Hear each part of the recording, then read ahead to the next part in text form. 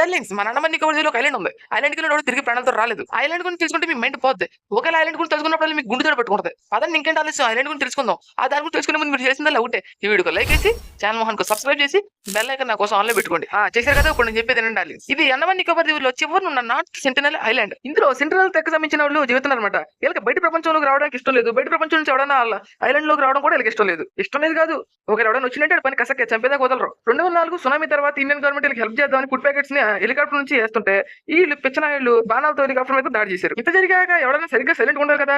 కానీ 2018 అమెరికాకు చెందిన జాన్ ఎలిన్ అనే వ్యక్తి ఊపుకుంటే ఐలాండ్ గెలిపాడు. అప్పుడు ఏం చేశారంటే చంపేసి ప్రాణాలు గాలి గెలిపేశారు. ఇది తెలిసాక ఇండియన్ గవర్నమెంట్ ఐలాండ్ కాదు, ఐలాండ్ చుట్టుపక్కల కూడా ఎవరు వెళ్ళకూడదని ప్రకటించేసింది. ఇప్పటికి మీరు ఎవరికన్నా ఐలాండ్కి వెళ్ళాలనే ధైర్యం వచ్చి ధైర్యం కదా పిచ్చతనం ఉంటాయి. కింద కామెంట్స్ లో కామెంట్ చేయండి, చూడాలనుకుంటున్నా. Okay darlings, bye, see you next fact. వెళ్ళే ముందు నా కోసం ఈ వీడియోకి లైక్, నా ఛానల్ మోహన్ చూసి సబ్స్క్రైబ్ చేసుకోండి డార్లింగ్స్ ప్లీజ్. ఇలాంటి ఎంటర్టైనింగ్ ధమాకాలు ఇంకా చూడాలనుకుంటే లైక్, షేర్